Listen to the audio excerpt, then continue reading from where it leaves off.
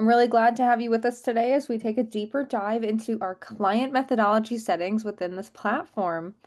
These settings play a key role in how plans are calculated in RightCapital, from how we start projecting cash flows to which accounts are drawn from first in retirement to how surplus income is handled and so much more. So the goal for today's session is to help you better understand what each of these settings does, how they influence the client's plan results, and how to apply them effectively, both at the individual client level and more broadly using client presets.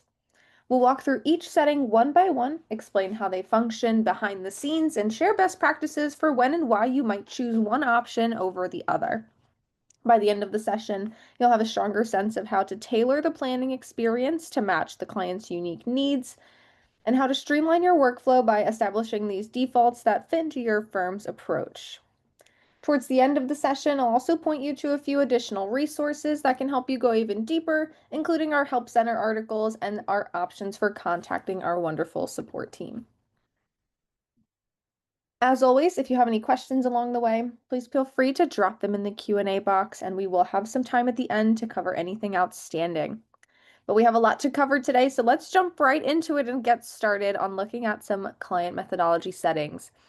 I'm going to start by opening up a client plan to use these settings for. So give me a moment here just to pull up this Steve and Penny Rogers plan, and I'll take a quick overview with you of our profile blueprint tab, just to give you an idea of this case study and who we're looking at today. So that way when we're manipulating settings, nothing's really jumping out to us as unfamiliar. If I just scroll down a little bit here, the blueprint's a great visual of all of the items we have entered in the initial data entry for the system in the profile tab. So this is giving us a great look at our current plan and the inputs for that. We can see here the net worth for the clients, and they're in their mid-40s. They've done well for themselves. There is some investment accounts and bank accounts within the system, as well as a primary home, some loans, and life and disability insurance policies for these clients. There also is one child in the system. They are planning for college, and we can see that occurring within the goals tab here when the client comes of age. We do have the college goal starting. And then we can also see the retirement for both of the clients at age 67 when they hit that, and then some long-term care towards the end of the plan. So just a very nice goals timeline outlining here, everything we can expect to occur as the plan goes on.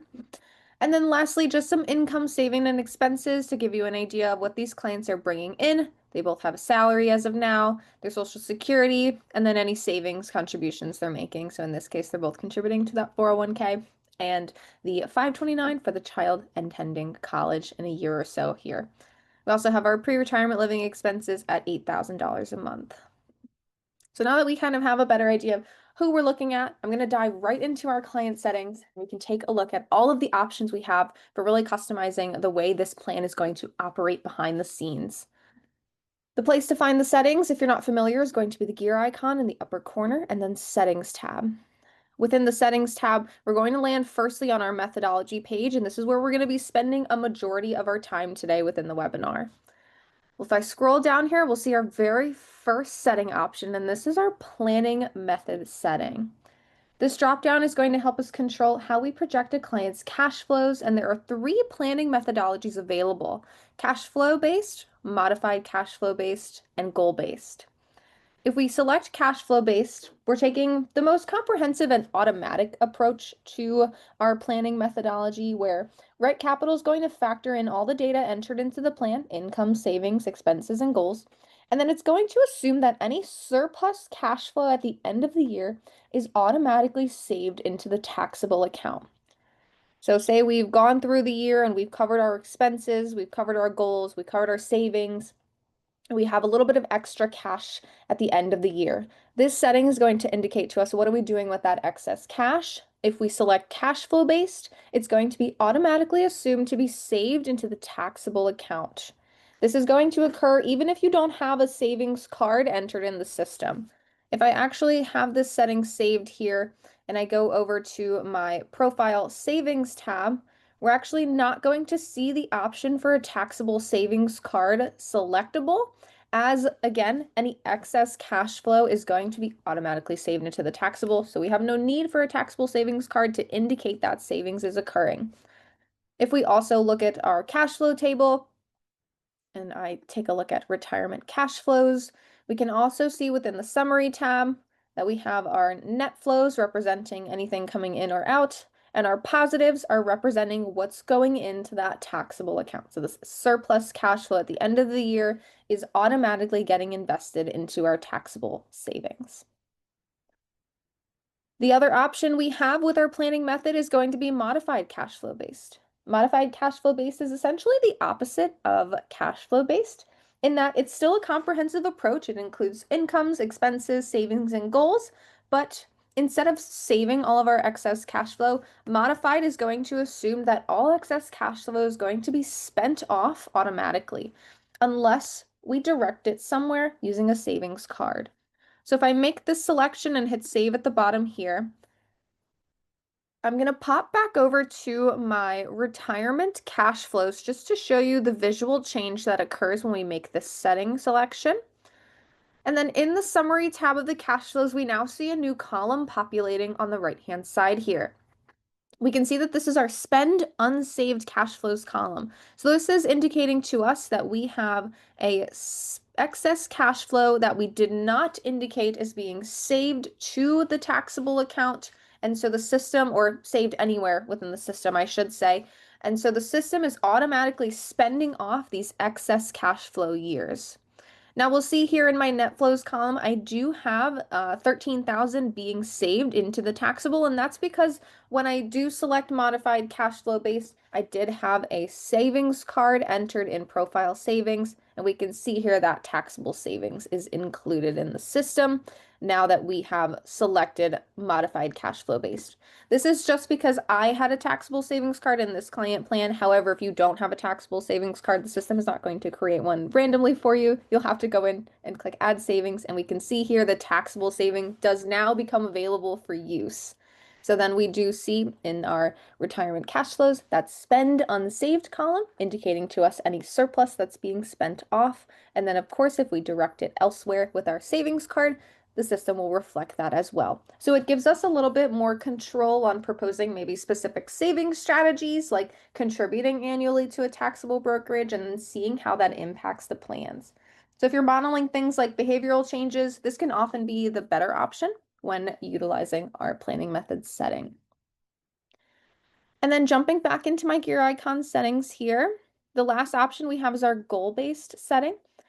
Goal-based is a different sort of approach. It's more simplified as it focuses really only on goals and savings enter the plan, as well as Social Security income, but it does not take any large incomes or expenses into the account.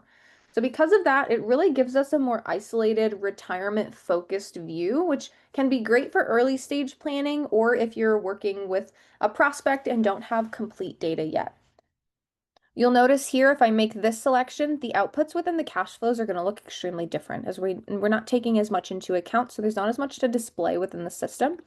I'll click retirement again and cash flows just to show you that visual.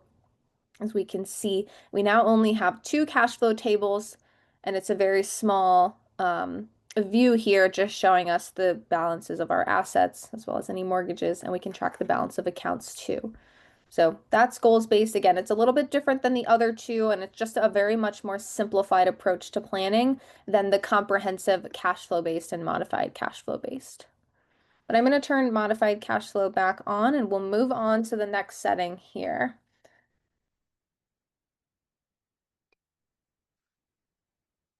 Fantastic. All right, so the next setting that we're going to look at after our planning method, which again is going to indicate to us what we're doing with surplus cash flow in the plan. The next setting we can look at is going to be our withdrawal sequence. So just like planning method was looking at what happens with surplus, withdrawal sequence is going to help us tell the system what to do when we have a cash flow deficit. So if our planning outflows are higher than our inflows, or in other words, if our clients are spending more money than they're bringing in and the plan falls into a cash flow deficit, we will have some control over what accounts the system is going to pull from to cover that cash flow deficit. So the system will automatically pull from the retirement accounts in the order of this withdrawal sequence to cover that cash flow deficit. The RightCapital default for our withdrawal sequence is going to be taxable, tax-deferred, tax-free, meaning the taxable accounts are going to be tapped into first if we are in a deficit, then tax-deferred accounts, and then lastly tax-free. However, within the dropdown, we have a series of options for us to select from so that if you wanted to maximize a different type of strategy or utilize a different withdrawal sequence, we can absolutely select some different options here. Pro rata is going to be pulling from all of the account types proportionately versus something like maybe tax deferred, taxable, tax free is going to then target the tax deferred accounts first. So again, this is if there's a shortfall in the plan, and the system is going to first draw from the specific account type to help us control that default withdrawal logic.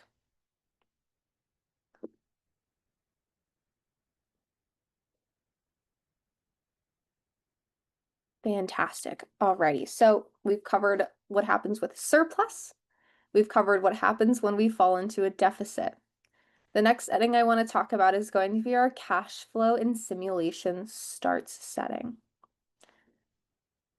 The cash flow and simulation starts is going to give us control over essentially when the starting month and year that RightCapital is going to use to project the cash flows.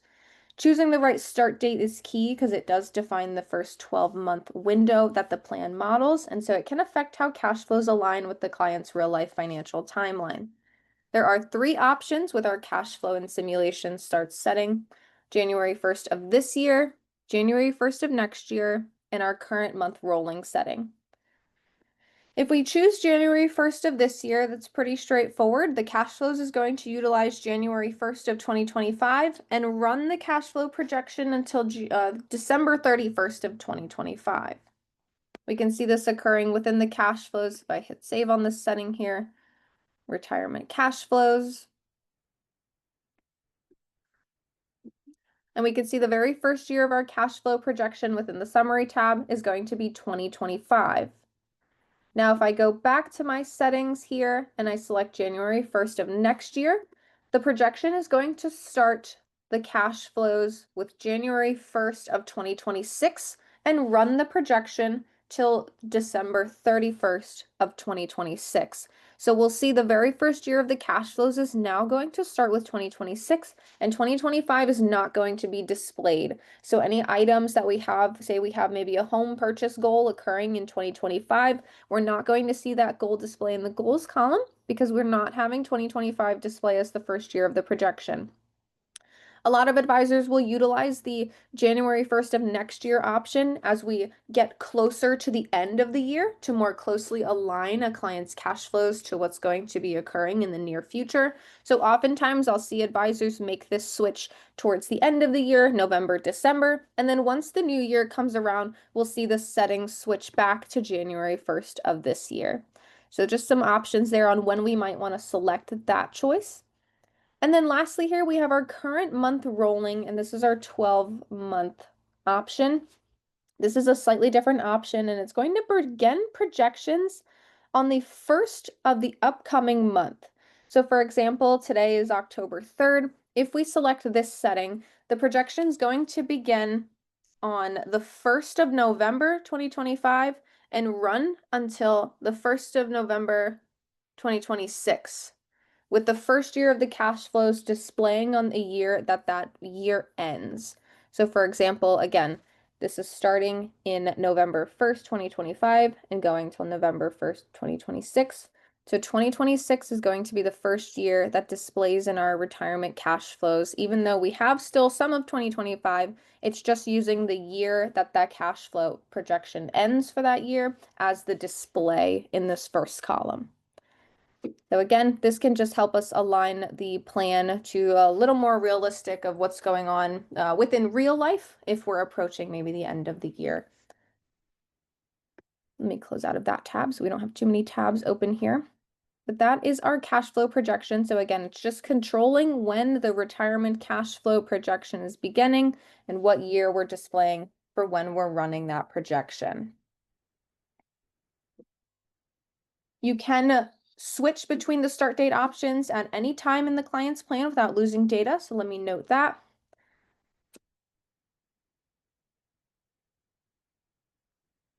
Fantastic. Alrighty. So that is going to be our cash flow and simulation start setting. The next setting I want to touch on, and I know I'm going a little bit out of order here, but we are going to look at our allocation method setting. And this is going to help us continue to build out the financial foundation of the client plan, as this setting helps us define how the client's asset allocation evolves over time. And it can play a big role in the risk profile and the performance of the plan overall as well. There are 4 options available with our allocation method setting. The first one is going to be the same allocation for all years. So what this is going to do is it's going to take the allocated accounts within the plan, and it's going to create our current allocation, which we can reference in the investment tab. I'll actually bring your attention over there so you can see exactly what I'm looking at. But right now we're using same allocation for all years, meaning the client's current allocation is going to be the allocation that's projected out for the entire length of the plan. I'll go ahead and go to investment along the top here, and we can see the current allocation listed on the asset allocation tab under investment. Again, this is going to be that blended rate of return from all of the accounts entered over in profile net worth. If I utilize the asset allocation tab along the top, we can see a nice visual of this same allocation for all years, as we have our equity fixed income split unchanging throughout the length of the plan, representing the same allocation for all years. Now, if I back up into my settings tab here and show you the other options, we can select a pre and post retirement allocation. We can enable a glide path, and then we have a slightly different setting for no blending across account types, which I'll also touch on. If we're going to select pre and post retirement allocation, this is going to allow for a defined shift in the allocation once the client retires. Before retirement, the plan is going to use the client's current allocation. And then after retirement, the plan will switch to a specified post-retirement allocation, which we can select in the drop down here.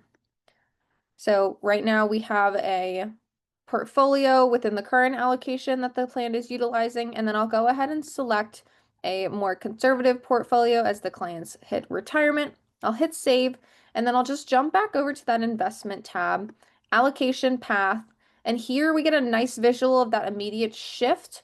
Once the clients hit retirement between 67 and 68, there is an immediate shift in their asset allocation to that more conservative portfolio. So this is going to help us, again, model just that one-time shift.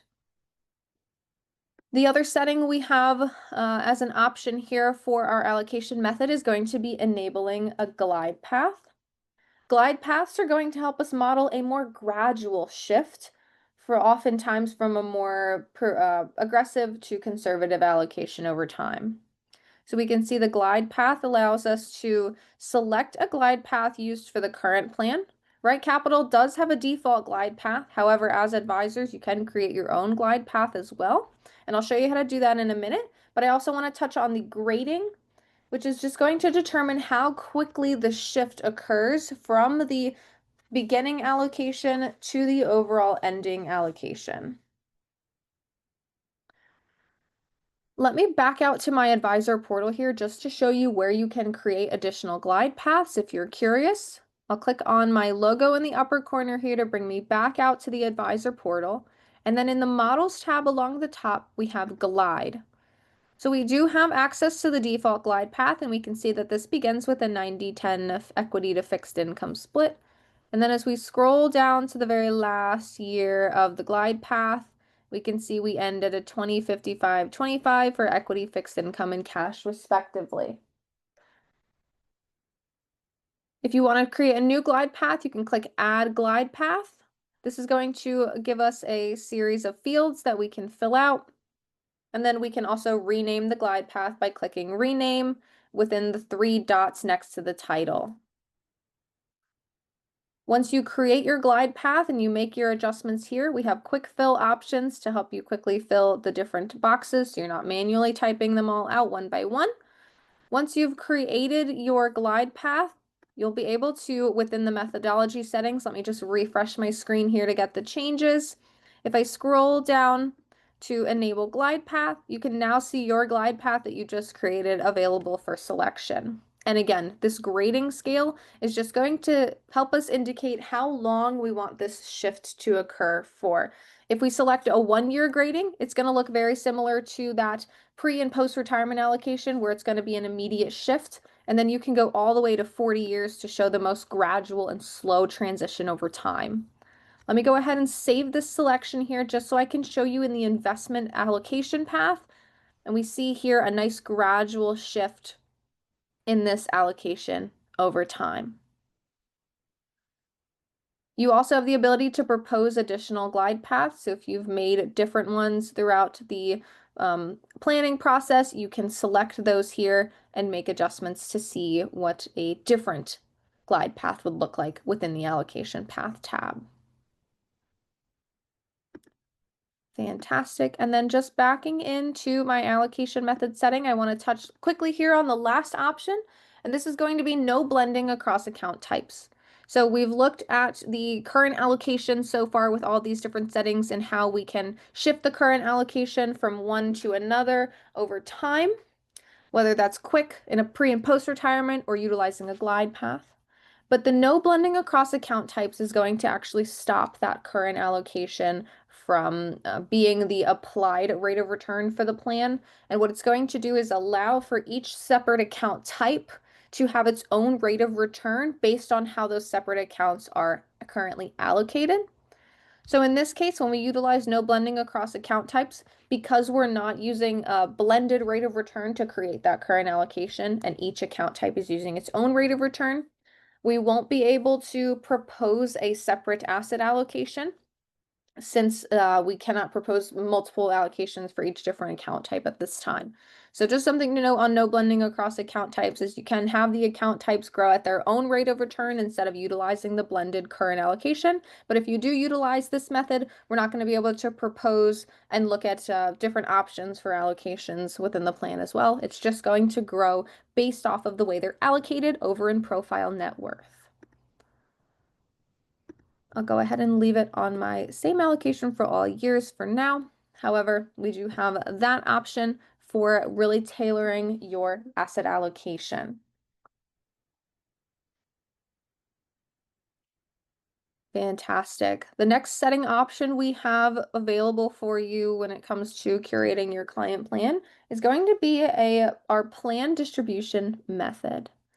This setting becomes really relevant when the client reaches RMD age. This is when the IRS requires minimum distributions to be taken out from the tax-deferred accounts. And so this setting is going to help us control how RightCapital treats manual distributions from tax-deferred accounts in relation to required minimum distributions. So right now, the default setting is RMD added to manual distribution. Let's go ahead and make sure that setting is set there. I'm going to go into my profile tab along the top here, and I'm just going to enter a manual distribution from my 401k accounts. To do that is profile income. I'm going to select add income, and I'm going to set a distribution card. I'm just going to take a look at distributing $60,000 from my 401k, and we're going to have this start at the client's age when RMDs would begin. In this case, for this client's birth date, it's age 75. And then I'm just going to have this occur all the way until the end of the plan for visual purposes. I won't throw an increase on it. And in this case, for a normal distribution, we'll leave normal and standard rule for our taxation. I'll go ahead and hit save. So this is indicating to us that I have a manual distribution in the system. So right now, because we're using RMD added to manual distribution, we should see an RMD come out as well as my manual distribution. So it'll be two distributions coming from my 401k. And the way to display that is we're going to go to our retirement tab along the top again, and I'm going to bring you back to our cash flows. And then in order to see the distribution card as well as the RMDs, I'm going to click on the summary tab and I'm going to find my plan distribution column. Because we're distributing from the 401k, I'm going to click into my 401k and I'm going to scroll down here to when my client hits age 75. And we can see here we have Steve's RMD as well as the distribution that I just entered in the system for $60,000. So we can see here that the system is adding the 60,000 on top of the RMD that's already been calculated by the system. If I go back into my settings tab here, we also have the ability to select the greater of RMD and manual distribution. So for example, if I want my $60,000 that I manually distributed to count to that RMD requirement, I'm going to want to select the greater of RMD and manual distribution setting. If I make that selection and I go back to my retirement cash flows, what we're going to see in this case is that the system is going to count the manual distribution that I set in the profile income tab as the RMD requirement. And if it covers everything like it does in this case, we're not even going to see an RMD for Steve's distribution, as the manual distribution that I entered covers that RMD requirement. So it helps us prevent double dipping into that 401k should we not want to over distribute from the account. So this is a great setting to really just pay attention to if we're doing manual distributions on top of RMDs. This will allow the system to indicate whichever one is greater, so we're not over distributing from those accounts. Fantastic. And then the very last option we have with our plan distribution method is going to be no RMD, manual distribution only. This is just going to turn off distributions from the accounts within the system, and we'll just have to enter those manual distributions just like I did in profile income. So if you want to just completely turn off the RMD calculation on the back end, you can do that utilizing this setting. And again, just entering the manual distribution with the distribution card over in profile income. I'm going to set this back to that default setting here. That way we have it already, and then perfect. So again, the default is RMD added to manual distribution. So we'll distribute manual distributions that we've entered in profile net worth on top of RightCapital's backend RMD calculation. The greater of RMD and manual distribution is going to utilize whichever is greater, whether it's the calculated RMD or my manual distribution that I've entered in the system. And then no RMD is just going to turn off that RMD backend calculation, and it's going to be a manual distribution only that will enter over in profile income. Fantastic. All right, so the next setting that we want to look at as well is going to be cash management setting. This is another important determination on how we treat the money indicated in the bank accounts within the client plan. Essentially, it answers the question of, do we want to treat the bank accounts strictly as cash, or do we want to take a different approach when it comes to managing those balances? The first option is treat the bank account as cash and spend cash before the taxable account. So when we do fall into a cash flow deficit, the system is going to pull from the taxable account bucket. In this case, it's going to distribute cash first. It's going to treat items in the bank account as cash, meaning any funds we have included in bank accounts over in profile net worth are going to grow at the rate of return of cash, which is set in our return assumptions tab along the top here. So we see our rate of cash at the bottom. So any funds we have entered in bank accounts within the system are going to grow at this rate of return for cash. And of course, if you have a separate rate of return, it's going to grow at the rate that you have indicated in your system for the cash asset class. We also have treat bank account as cash, spend cash after taxable. So again, if the plan falls into a cash flow deficit and we have to tap into that taxable bucket, right, based on our withdrawal sequence, it's going to spend the taxable account asset first, and then it'll spend off the cash accounts. So we have two different options in terms of the order of when we want to spend cash versus taxable assets within that taxable bucket. And we are, in both cases, treating the bank account as cash, and it's growing at the rate of the cash rate of return. The other option we have here is going to use cash reserve goal to manage cash levels. This option is going to give you manual control over how much cash you want to hold in bank accounts earning the cash rate of return.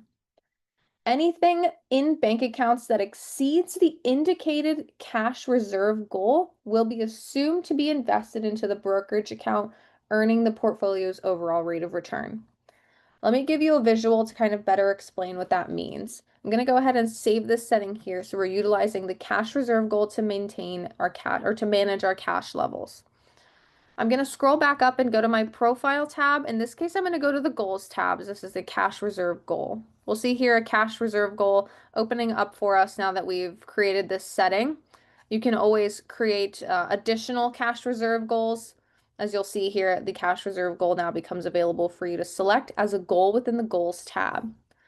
If I open up my cash reserve goal, we can see here we have a target amount of how much we want to include in cash within the plan. So we can include a target amount. In this case, I'm going to do maybe $50,000. We can indicate when we want this goal to start and end. Oftentimes, if it is going to be a cash reserve goal, we're going to have this goal occur for a long time. So I'm just going to set it until the end of the plan for visual purposes in this case. And then you can apply an increase to the goal if we wanted to increase it via inflation, general inflation. We can also touch healthcare inflation, education inflation, or we could throw a customized inflation amount on this cash reserve goal. In this case, I'll set this to general inflation just so we can see an increase on it. But I'll go ahead and hit save. Now what this is going to do is it's going to shift any funds that we might need to get the bank account balance to 50,000, and then anything in excess in the bank accounts in excess of 50,000 is going to grow or is going to be assumed to be invested into the taxable account and grow at the rate of the current allocation. In this case, only $50,000 in the plan is going to be expected to grow at the rate of cash. If I go to my retirement tab along the top here, cash flows, and then I'll go to my accounts tab just to show you. We can see here my cash reserve goal is staying at 50,000, and then we have inflation applied to it. So we can see this being displayed in the cash flows accounts tab in the taxable bucket. So we have 50,000 here that I entered in profile goals. An important thing to note out here about the cash reserve goal is that the cash rate of return is still tappable in the plan's cash flows. So if you are falling into a cash flow deficit, the system will liquidate the cash reserve should the taxable investment be depleted, since it is still included in the taxable bucket. However, the taxable account will be tapped into first before the cash reserve. However, since the cash reserve is included in the taxable bucket, if the taxable investment account is depleted, we will tap the cash reserve. So it's not fully separated from the plan at all. It's still usable if we do fall into a cash flow deficit. Fantastic. Let me just back into my settings here. And so we have our cash management method goal. And again, we can either treat the bank account as cash. So anything in the bank account is growing at the cash rate of return. And then we can indicate whether we want to spend this cash before or after the taxable investment account if we fall into a cash flow deficit. And then we have our cash reserve goal, which allows us to indicate a specific amount that we want to hold in cash to grow at the cash rate of return using that goal card in profile goals.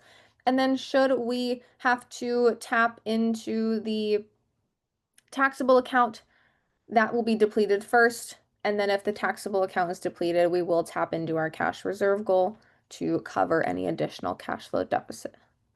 And then one more note again, just to repeat myself so it makes more sense. The cash reserve goal, anything in excess of what we entered, so we entered 50,000, should there be anything in excess of 50,000 in the bank accounts, those funds will grow at the rate of the current allocation, and only the amount that's indicated in the cash reserve goal is going to grow at the rate of cash that's set in our return assumptions in the return assumptions tab here. Perfect. Alrighty, I'm going to set this back to our default setting here, and then we'll take a look at some of these settings down at the bottom as well. Those were the major 6 settings, I would say, within the system, but the next ones are some other miscellaneous settings that do play a big role depending on how you want the plan to be structured. The first one is going to be the ability to distribute investment income from the taxable account. So this setting will control whether interest and dividends from taxable accounts are distributed as income within the plan, we do have different options for never, every year, and after retirement. So if we do by default open up a client plan, it will always be set to never, where we're not going to distribute investment income from the taxable account. We also have the ability to distribute investment income annually, or we can also set it to distribute investment income after retirement. And again, this is going to distribute interest and dividends from the taxable accounts within the cash flows. So I'll go ahead and set this to every year just so you can see a visual of what that will look like. I'm going to hit save here. And if I scroll back up to the top, I'll click on retirement. And I know I'm going to the cash flows a lot, but this is where a lot of the information is going to be impacted. So cash flows, summary, and then we have our income inflows column, which is going to display our investment income column now, since we're distributing this from the taxable account. This is not a very commonly used setting, I would say, for a lot of our advisors. However, it is an option available to you should you want to show the investment income being distributed from the taxable account. Now we do have that setting to start after retirement. So if we do click that setting option, we would just see the investment income start after retirement. So in this case, after age 67, when the clients are retired.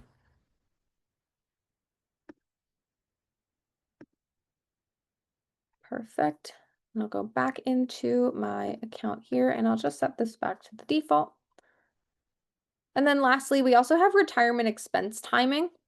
Retirement expense timing is just going to help us indicate when we want the retirement expense goal to begin. So within the profile tab, when we're doing the initial data entry, we do break out pre and post-retirement expenses. By default, when one client hits retirement, we're going to shift from our pre to our post-retirement expenses.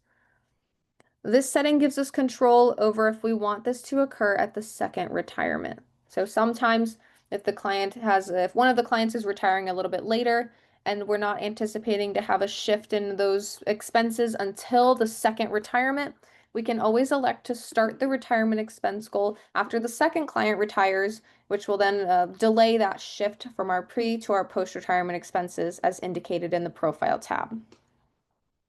That's a pretty straightforward setting there. Again, the default is going to be to start the expense at first retirement. However, you can adjust this to start at the second retirement should you want to delay a shift in the post-retirement goal. The post-retirement expenses goal, let me specify. Fantastic. The next setting we have here is health savings account distributions. And this is just going to help us determine when HSA assets are used to fund medical expenses. So if a medical expense does occur in the system, by default is to start funding medical expenses immediately using the HSA funds. However, you do have control over when we might want to start that process from occurring. Either if we don't want to utilize the HSA to fund medical expenses immediately, we can control whether if we want it to occur at the first or the second retirement, similar to our retirement expense timing goal. But we can also get further into the weeds here by controlling when that starts to fund from the HSA, utilizing maybe a client's age, a co-client's age, or even a specific calendar year. So a lot of flexibility here on when we want the timing for health savings account distributions to cover those medical expenses. Fantastic. And then at the very bottom here, I'll just quickly go through these different check boxes as well, which do include some visual changes for the system. The first one is going to be including bank accounts in the asset allocation chart. So by default in the asset allocation chart over in the investment tab, we're just including the investment accounts entered in profile net worth. We can, however, choose to include the bank accounts in the asset allocation chart just as a visual change. If we do include the bank accounts in the asset allocation chart, this is not going to affect the current allocation or the projection shift over time. It's just going to display the cash assets within the asset allocation chart here as a visual display. Popping back into settings here, and this is just a checkbox. If we check that off, we can also uncheck it. And like I said, this is not going to impact the returns used on the projections. It's just going to be a visual change here by including the bank accounts in the asset allocation chart. To the right, we also have the ability to allow for a display of scenario-specific cash flows within the retirement cash flows tab. So if I click on this chart checkbox here, I'll hit save and I'll bounce back over to the cash flows to give you some context. By default, the retirement cash flows does not include any return volatility or random scenarios. This is going to be a straight line projection with guaranteed returns based on the return assumptions in the settings. It is not like the retirement analysis tab where that Monte Carlo calculation for the probability of success is going to interject random returns and volatility. The cash flows is a straight line guaranteed return projection. The display for scenario-specific cash flow setting is going to allow us to interject some volatility into the cash flows so that way we can help plan for any unforeseen, should I say, and unexpected return scenarios within the cash flows. Instead of just relying on a guaranteed return, we do have that flexibility to interject some volatility here. RightCapital does have default scenarios here where we can see what happens if we have maybe a bad decade of returns followed by slow growth, or maybe a federal adverse scenario followed by modest growth, or even a strong growth scenario. So we can really see the impact that these returns would have on the cash flows over time. We can take a look at this on every screen of the cash flows. So that way, if we're looking at maybe the growth of the accounts, we can see what happens if we select maybe a bad decade, and we can see the slow growth on that, or maybe a strong growth scenario, and we can see really a large impact on the returns there for a more positive looking scenario. Now, of course, just like the glide paths, right? When you were looking at the glide paths for proposing a gradual shift in the asset allocation over time, you can create your own glide path. You can also create your own return scenarios in the system as well. So if you have specific scenarios that you would like to model and really get into the weeds to impact your clients' cash flows, you can create your own return scenarios out in the advisor portal. I'm going to open up my logo here to get me back out to the advisor portal. And then if you do want to create your own scenarios, we're going to be in the models tab again along the top. And then right next to that glide path is going to be scenarios. This is where you can see the RightCapital default scenarios. We have 4, and then you can also create a new scenario as the advisor. You can go through here, adjust the different fields, rename the scenario. And then once you have that created, you can go back into your cash flows tab here, and you'll see your return scenario available to select. Now, I didn't do anything for my return scenario, so you're not going to see any changes here. However, as you go through and make your selections, you will see the changes impacting the cash flows as well. So this is a great just option for, again, interjecting volatility into the cash flows so we can get a real good idea of where we might need to buffer our financial plan for our clients. Perfect. All right, the next setting here is going to be taking the annuity RMD from the IRA account first. If this setting is checked, it will allow you to delay taking the withdrawals from qualified annuities with a lifetime income guarantee by satisfying the annuities RMDs from the client's traditional IRA accounts or other qualified annuities. We do have an info mark on this setting here for additional information. However, essentially it's just allowing us to satisfy an annuities RMD from the client's IRA account instead of pulling it from the annuity itself. The next setting we have here as well is going to be using the taxable account to fund IRA and 529 savings when the current year cash flow is inadequate. So should we not have sufficient cash flow in a specific year to fund IRA or 529 savings, we can indicate to the system that if there's a cash flow shortage, we don't have enough excess cash, we can tap into the taxable account to fund those savings if needed.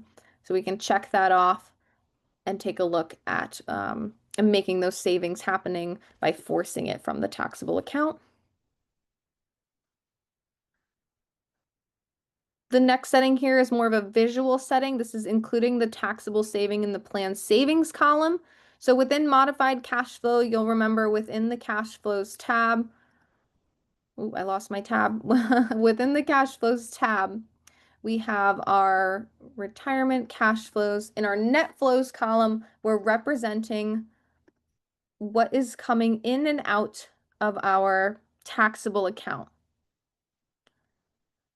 If we check off the setting at the very bottom here for including the taxable savings in the plan savings column, all this is going to do on a visual standpoint is just shift the taxable savings from the net flows column to the plan savings column.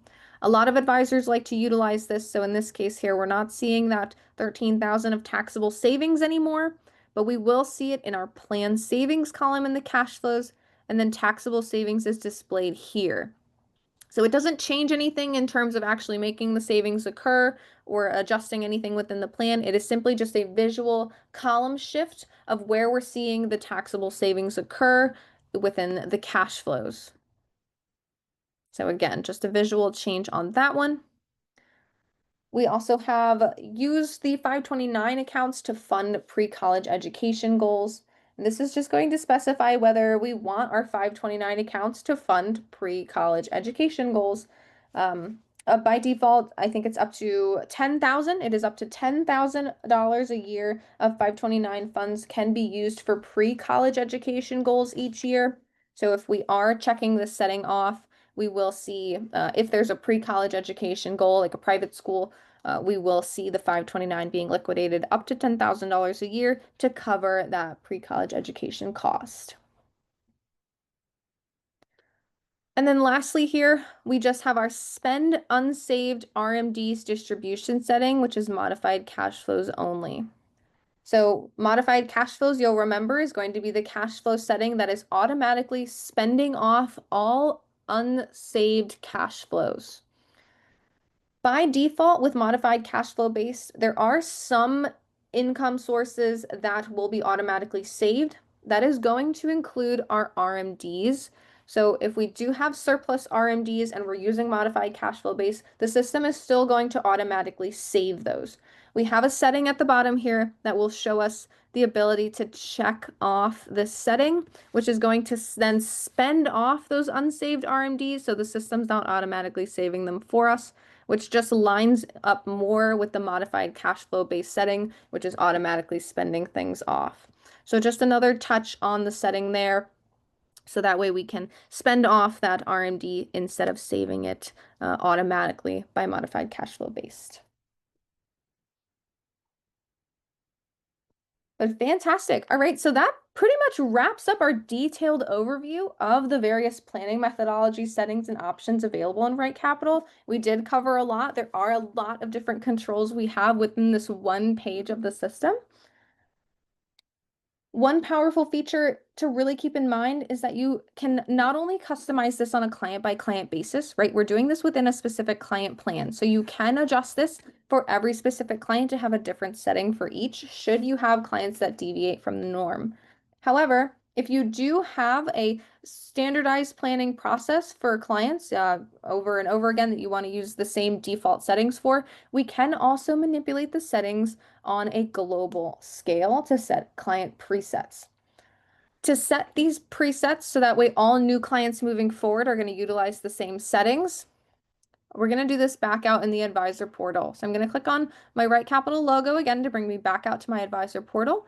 And then within the three dots icon along the top here, we have our client settings. This is going to bring us to our client presets tab. Now, again, I want to touch on the very important fact that the following settings are going to be applied to new clients you create or import over. This is not going to affect existing client plans. So if I make a change that I want all my plans to utilize cash flow base, this is going to affect new plans I create moving forward, not the existing plans I've already have in my system. So that way we're not throwing off all the other plans. If you do make a setting change, you would have to go in and manually adjust that within the existing client plans. However, this screen is where we can adjust all of those client presets for new client plans moving forward. So that way, all of your client plans will have the cohesive planning philosophy that you are tailoring for. We see here a lot of the settings that we've created or that we adjusted or that we discussed earlier today. Excuse me, I'm losing my tongue. So we can see all of those settings that we touched on earlier today, going through all of our settings here, as well as the plan parameters. So just some basics on the default planning horizon, or how long we are assuming this person is going to live for.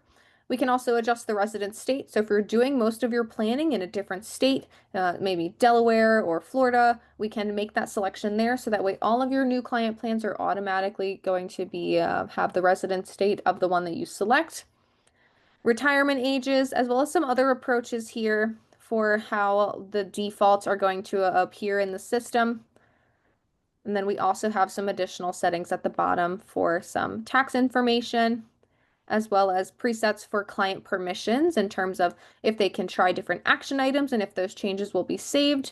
Sometimes we can indicate them to not try any action items, or we can have them have full control and try different action items and save the changes, as well as if they can update profile information or if it's read only. So some client permissions down at the bottom here, as well as a discount rate for our Social Security optimization tool. But alrighty, so within this area, we can make those global preset settings for all client plans moving forward. So this really gives us the ability to establish global defaults.